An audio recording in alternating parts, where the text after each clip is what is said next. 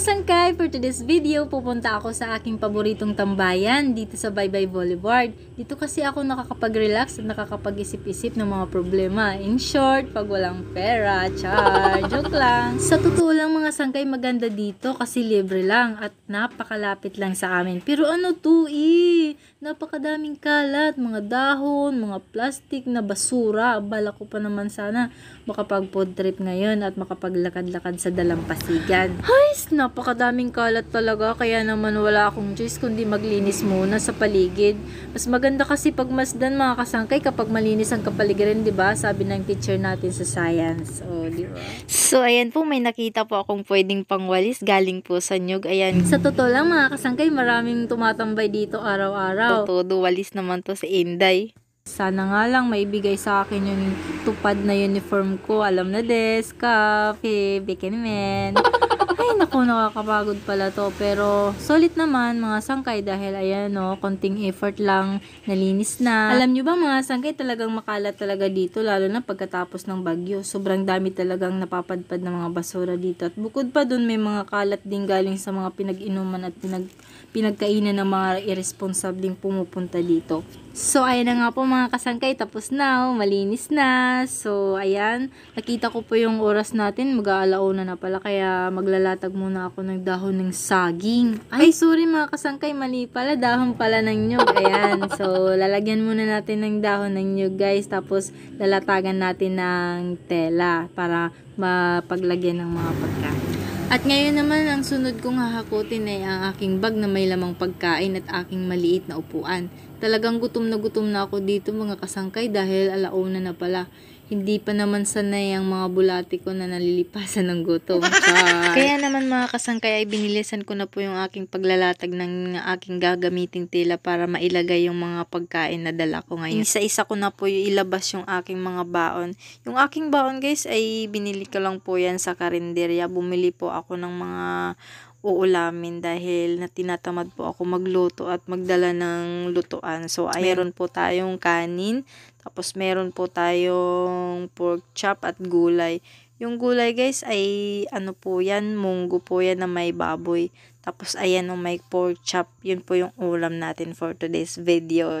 Alam nyo ba mga kasangkay na paborito ko po itong munggo na may halong dahon ng sili tapos may baboy po.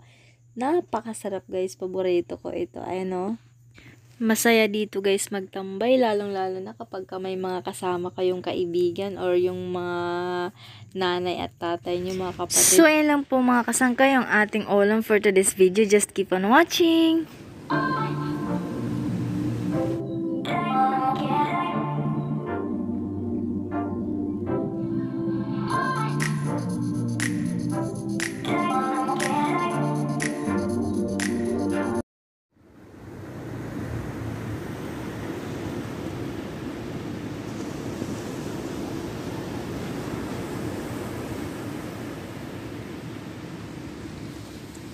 So, ayan po mga kasangkay, habang po ako ay nagtatambay at kumakain dito sa gilid ng dalampasigan, pinapanood ko po yung alon ng dagat at napaka-presko po ng hangin dito mga kasangkay. So, ayun na nga po mga kasangkay, pagkatapos ko pong kumain, may lumapit po sa akin na babae kung gusto ko daw bumili ng kanyang chicharon at mani. So, ayan, binilhan ko naman siya. Bumili ako ng chicharon at mani. At hindi lang po mga kasangkay mani at chicharon ang mga paninda ni ate. Meron din po siyang pugo, balot Pinoy, ayan. So, yan po mga kasangkay, kapag makita nyo sila dito sa Baybay Boulevard, bilhan nyo sila kasi yun lang po ang hanap buhay nila.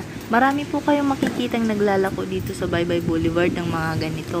Pagkatapos niyan mga kasangkay, humingi po ako kay ate ng kunting suka kasi masarap po talaga yung chicharon na isawsa sa suka. At ngayon naman, titikman na natin yung ating biniling chicharon at mani na binili natin kay ate. Ayan sasawsaw natin sa suka. Ito na nga po mga kasangkay, susubo na natin yung ating chicharon na isinawsaw natin sa suka. Napaka-crunchy naman siya at masarap. Kaso nga lang mga kasangkay, dahil hindi po ako sanay dito, kaya ito po yung naging reaction ng mukha ko mga kasangkay kasi sobrang asim nito.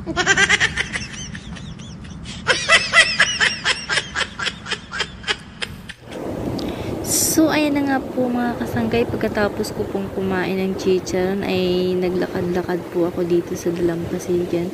Masarap kasi pagmasdan yung alon ng dagat, parang nakakawala po ng stress, kaya maglakad-lakad muna tayo dito mga kasangkay. So that's all for today mga kasangkay. Thank you so much for watching. Please subscribe and see you on my next vlog. Thank you!